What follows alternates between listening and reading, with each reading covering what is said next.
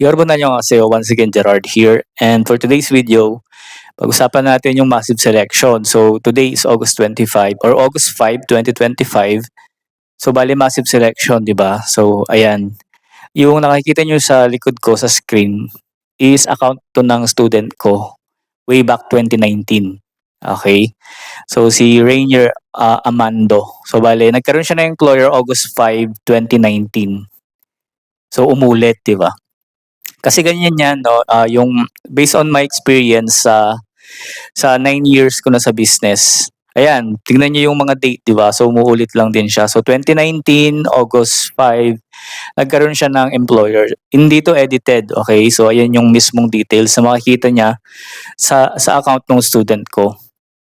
Bale, ayan, nagkaroon siya ng employer tapos 'di ba, ngayon August 5 din ngayon, 2025. So sakto, eksakto siya. And then massive selection. When you say massive selection kasi, from the word massive, maramihan, bilang ang kukuhanin. Okay? Nai-post naman namin yung mga details kung ilan ang allocation. 13,000 plus yata, hati-hati yun. So marami ang kukuhanin nila kaya massive selection. So same date, 2019. Ayan, so 2019, ito. 2019, August 5. Okay?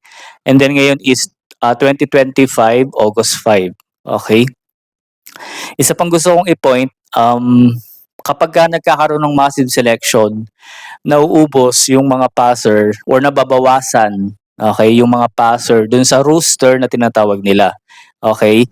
Yung rooster, ayan yun, EPS account, andyan yung mga passer. So bali pag massive selection, maraming mga na-select, maraming na-select na mga employer, ibig sabihin mababawasan yung tao dun sa rooster. So usually after ng mga massive selection, magse-set na ulit yan sila ng exam date. Okay? Kaya 'di ba, may mga umuugong na magkakaroon daw ng registration. And then ngayon August 5, 'di ba? Massive selection din. So ibig sabihin, malaki yung chance na magkaroon ng exam after massive selection. Okay? Pero again, paiba-iba pa rin sila ng diskarte or ng announcement. Okay?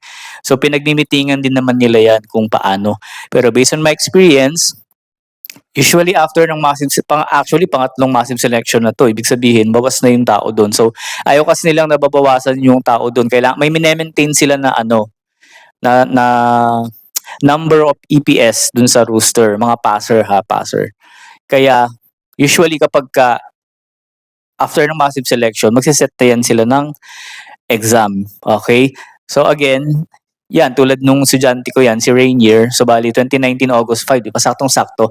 Buti nga nag-memories to sa Facebook ko, so nakita ko. So ayun, may share ko sa inyo na last 2019 August, nagkaroon din ng massive selection.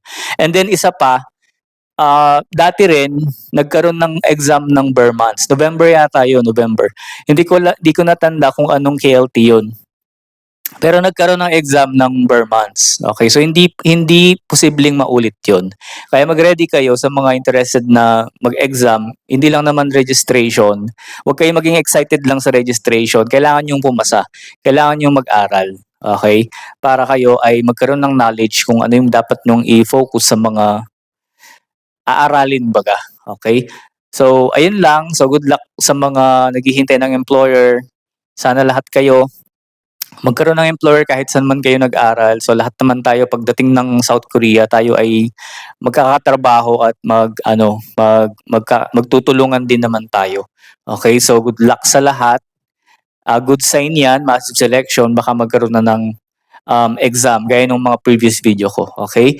So again, maraming salamat sa panonood ng video. Kung nagustuhan mo to, paki-follow mo kami, paki-share, paki-heart, and then hanapin nyo rin kami sa Blue App, K-Learn, Korean Language Training.